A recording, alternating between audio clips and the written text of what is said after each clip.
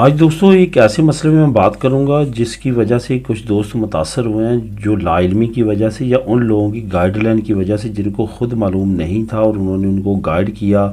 और उन्होंने वैसे ही किया और उनको लॉस हुआ।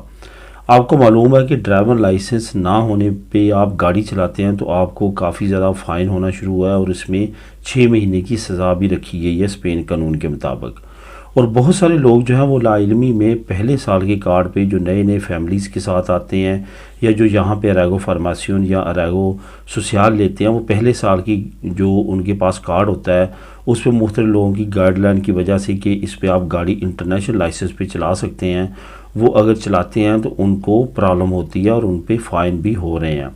यहाँ पे एक चीज़ जो लाइल्मी की वजह से आप करते हैं, वो जब आप पकड़े जाते हैं तो उनको इससे कोई गर्ज नहीं है कि आपको कानून का मालूम नहीं है। उनको सिर्फ यही मालूम है कि आपने खिलाफ वर्जी किया और वो कानून के मुताबिक उसकी आपको सज़ा देते हैं, जो कि भारी जुर्माना भी हो सकता है और कैद भी हो सकती है।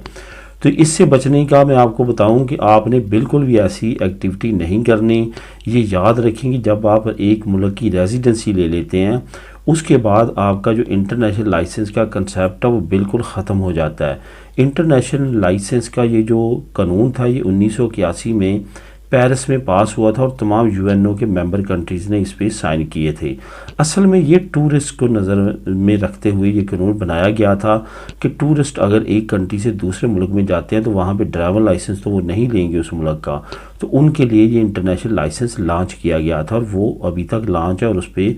टूरिस्ट जो है वो फ़ायदा उठा रहे हैं। लेकिन एक बंदा जो रेजिडेंसी लेता है दूसरे मुल्क में जाके